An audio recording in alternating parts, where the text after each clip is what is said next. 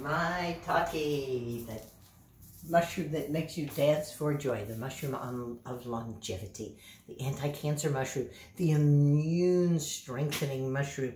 We've made maitake to eat. We've made maitake vinegar. Now we're going to make some maitake tincture. The vinegar and the tincture are basically made in the same way, by chopping up the harder parts, the parts that it's hard to eat, and filling a jar right up to the top with that plant material. When people come to hands-on classes, this is the part that they need the most help with, is how much plant material do I put in that jar? And I say a fairy mattress pack. A fairy does not want to sleep on a futon. Out she gets bruised. But on the other hand, if it's too feathery and light, she'll fall right through.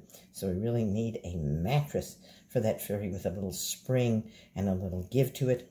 And then you see it gets a lot of vodka in there, doesn't it? This is 100 proof vodka. No, 80 proof will not work.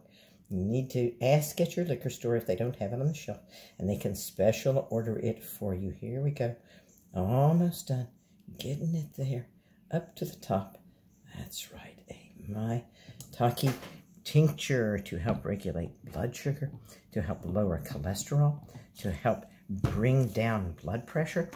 Oh, yes, to live a longer, healthier, better life. Medicinal mushrooms are certainly one of the stars that we want to have frequently.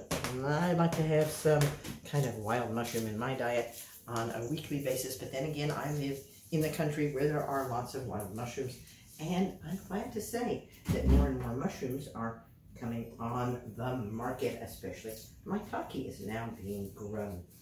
And here we go, 2 wonderful jars of maitake vinegar labeled with what's in it and the date. This is ready to use in 6 weeks. These are ready to use in 6 weeks. The maitake that we cooked is ready for us to eat. We're going to eat it right now. Green blessings from Susun Weed.